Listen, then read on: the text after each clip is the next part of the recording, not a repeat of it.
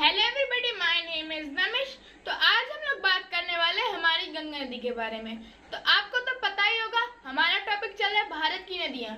उसमें मैंने आपको सिंधु नदी के बारे में समझा दिया है और आज हम लोग जानने वाले हैं गंगा नदी के बारे में। सबसे पहले मैं आपको कुछ फैक्ट्स बता देता हूँ गंगा नदी के बारे में। जैसे कि जो हमारी गंगा नदी है वो हमारे देश की सबसे लंबी नदी है। इसकी लंबाई 2525 किलोमीटर है। ये हमारे देश की नेशनल रिवर है, यानी राष्ट्रीय रिवर है, राष्ट्रीय नदी है। इसको 2008 में हमारे देश की नेशनल रिवर यानी राष्ट्रीय रिवर घोषित किया गया था। इसमें जो डॉल्फिन पाई जाती है, जिसे हम गंगा डॉल्फिन कहते हैं, वो भी हमारे देश की राष्ट्रीय जलीय जीव है, यानी नेशनल एक्वेटिक एनिमल है। उसके बाद ये है हमारी गंगा नदी सेल्फ प्यूरिफाइंग नदी है, यानी ये खुद को स्वच्छ रख सकते हैं, जैसे हम लोग खुद को स्वच्छ रखते हैं। इसमें बैक्टीरिया फेज नामक वायरस होता है जिससे खुद को स्वच्छ रख सकती है। ये बैक्टीरिया फेज नामक वायरस दूसरे गंदे बैक्टीरिया को मार देता है। इससे हमारी गंगा नदी हमेशा स्वच्छ रहती है। गंगा नदी एकलौती ऐसी नदी है जिसका सांस्कृतिक भी महत्व है और धार्मिक महत्व भी है। धार्मिक महत्व कहा जाता है कि जो हमारी गंगा नदी है वो स्वयं श्री हरि विष्णु जी के चरणों से निकली थी। इनका उद्गम जो है विष्णु जी के चरणों से हुआ था। उसके बाद जब ये विष्णु जी के चरणों से निकली थी तो उनकी लहरों की गति जो है वो बहुत ही तेज थी। अगर ये डायरेक्टली पृथ्वी पे आ जाती तो इनकी वजह से बहुत तबाही भी मच सकती थी पृथ्वी पे। लेकिन इससे पहले हमारे शंकर जी ने इनको अपनी जटाओं में धारण कर लिया। इससे जो है इनकी गति मंद पड़ गई, यानी धीमी पड़ गई। तो ये है धार्मिक मान्यताओं के अनुसार, हमारे वेदों पुराणों के अनुसार जो हमारी गंगा नदी है वो 2 देशों और 5 राज्यों को होकर गुजरती है। वो 2 देश भारत और बांग्लादेश हैं और मैं राज्यों को आपको मैप पे समझाऊंगा। जो हमारी गंगा नदी है वो उत्तराखंड जिसे हम देवों की भूमि भी कहते हैं, उत्तराखंड से हमारी गंगा नदी निकलती है। उसके बाद ये हमारी गंगा नदी उत्तर प्रदेश पहुंचती है। उत्तर प्रदेश के बाद ये बिहार में जाती है और बिहार में ही ये झारखंड के कुछ ऊपरी जिलों को छूकर, सिर्फ 2 ऊपरी जिलों को छूकर ही जाती हैं। वो 2 ऊपरी जिले कौन से हैं? एक है महाराजपुर और एक है साहिबगंज। उसके बाद ये जो है पहुंचती है पश्चिम बंगाल के बाद ये बांग्लादेश में एंटर करती हैं। बांग्लादेश के बाद बांग्लादेश से होते हुए गंगा सागर अपने मुहाने की ओर पहुंच जाती हैं। गंगा सागर में जाके मिल जाती हैं, जिसे हम इंग्लिश में बे ऑफ बंगाल कहते हैं, बंगाल की खाड़ी। तो जो है आपने देखा होगा, मैं इधर एक चार्ट बनाया है मैंने आपके लिए।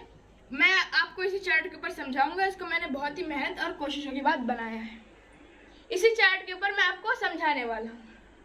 तो आपको तो पता ही होगा, हमारी जो गंगा नदी है वो गंगोत्री हिमानी से, आमतौर पर हम यही जानते हैं कि जो हमारी गंगा नदी है वो गंगोत्री हिमानी। हिमानी का अर्थ होता है ग्लेशियर, यानी गंगोत्री ग्लेशियर से निकली है। लेकिन नहीं, जो हमारी गंगा नदी है वो गंगोत्री ग्लेशियर से नहीं निकली है, ये आप याद रखिएगा। जो हमारी एक दूसरी नदी भागीरथी नदी, वो जो है हमारे गंगोत्री ग्लेशियर से निकली है। उसके बगल एक और ग्लेशियर है, संतोपद ग्लेशियर, वहां से अलकनंदा नदी निकली है। और जब भागीरथी और अलकनंदा का मेल होता है, यानी संगम होता है, उस जगह को हम कहते हैं देवप्रयाग, और वहां से हमारी गंगा नदी निकली है। यानी जो है देवों की भूमि में कहां से निकली है? देवप्रयाग से हमारी गंगा नदी निकली है। अब आप डायग्राम में समझा देता हूं मैं आपको इसको। ये है गंगोत्री हिमानी, जहां से हमारी भागीरथी नदी निकली है। उसके बाद बगल में उसके कौन सा ग्लेशियर है? संतोपद ग्लेशियर, वहां से अलकनंदा नदी निकली है।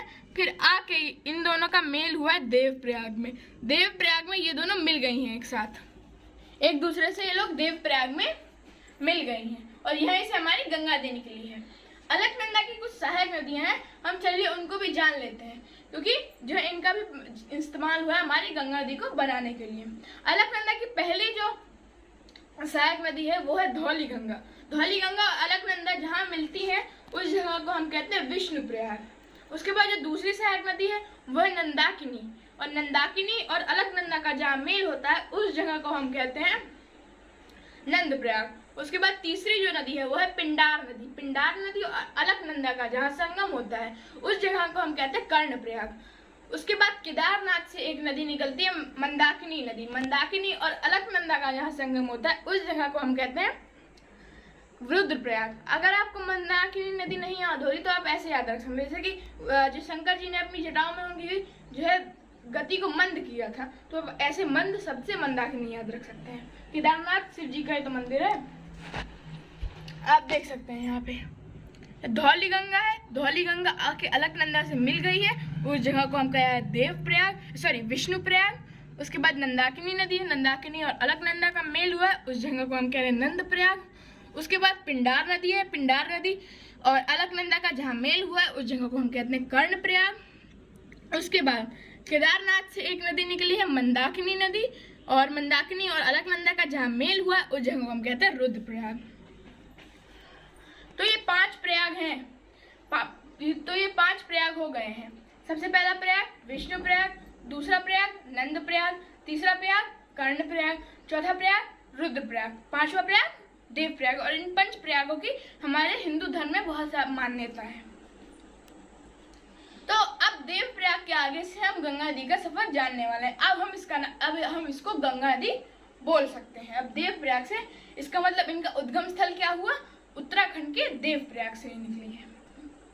इसके आगे अब हम जानते हैं देवप्रयाग के बाद ये पहुंचती है हरिद्वार।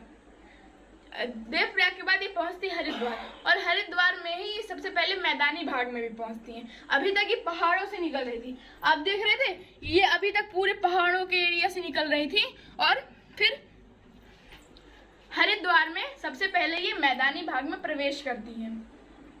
हरिद्वार के बाद हमारा उत्तराखंड खत्म हो गया, यानी देवों की भूमि खत्म हो गई। अब लग गया है उत्तर प्रदेश।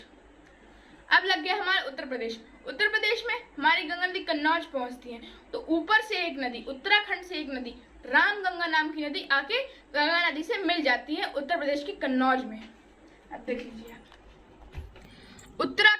उत्तराखंड से एक नदी आई है रामगंगा नाम की नदी, वो आके गंगा नदी से मिल गई है। रामगंगा गंगा नदी की पहली सहायक नदी है, और इन दोनों का मिलाव कहाँ पे हुआ है, यूपी के कन्नौज में। इसके बाद जो हमारी गंगा नदी है पहुंच जाती है प्रयागराज।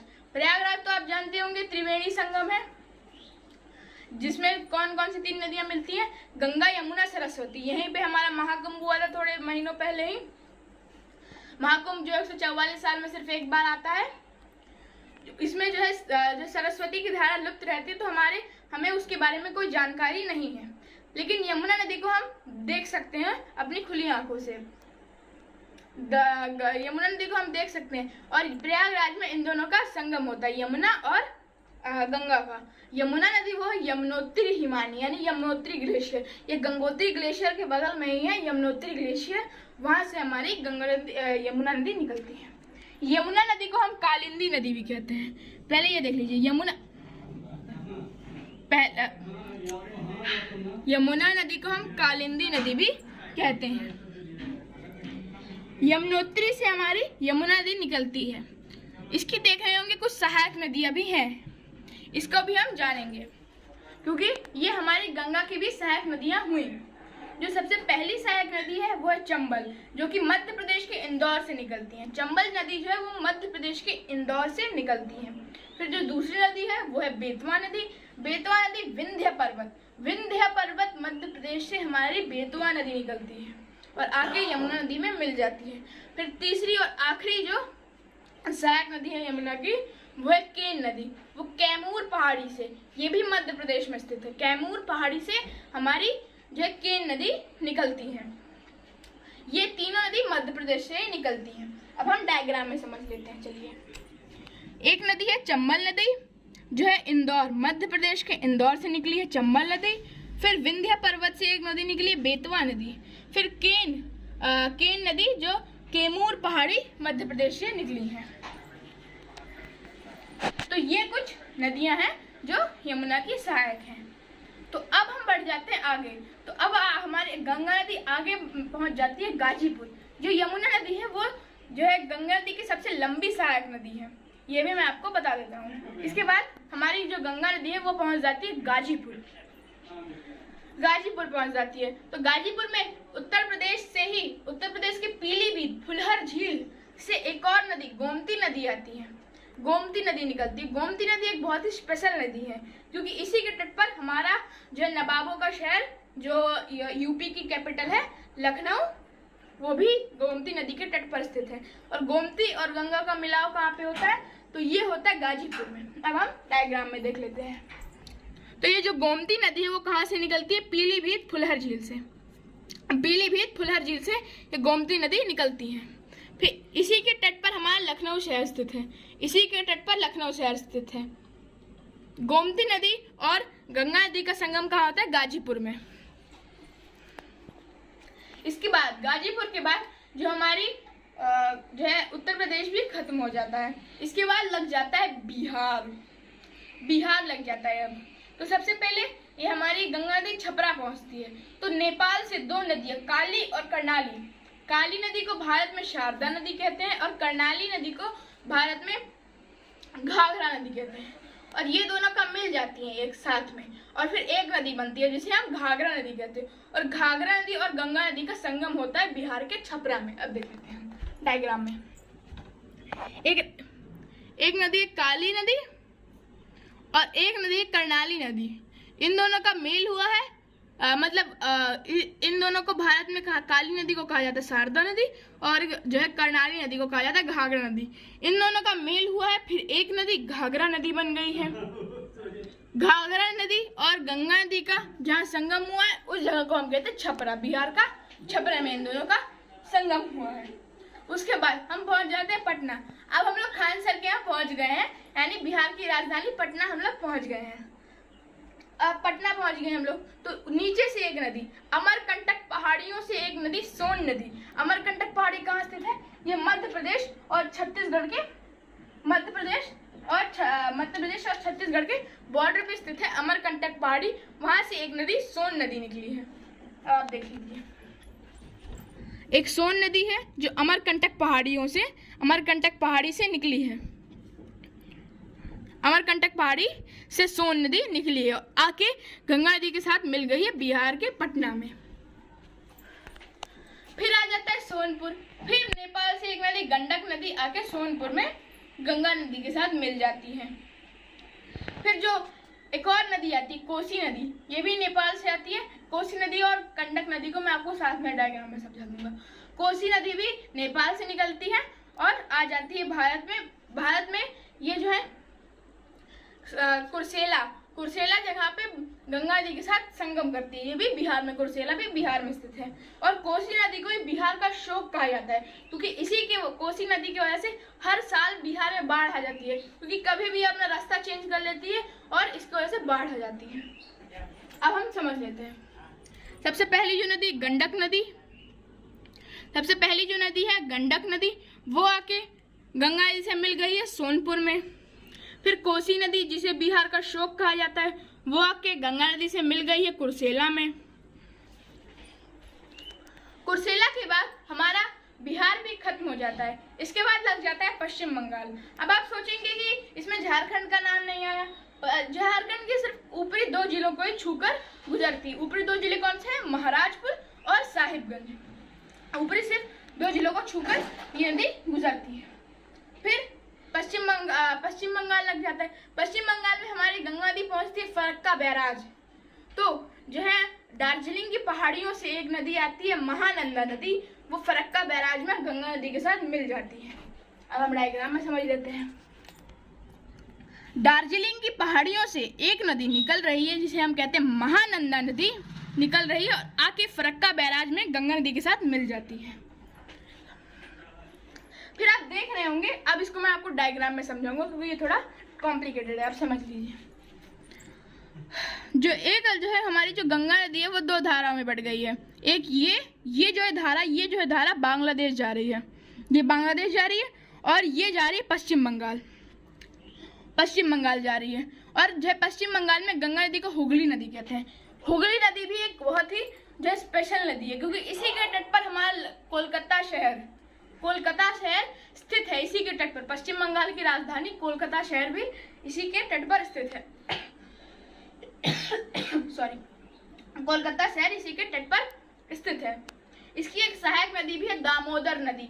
दामोदर नदी को जो है पश्चिम बंगाल का शोक कहा जाता है। इसका भी सेम है कि कभी भी अपना रास्ता चेंज कर देती है और इसकी वजह से बाढ़ आ जाती है पश्चिम बंगाल में।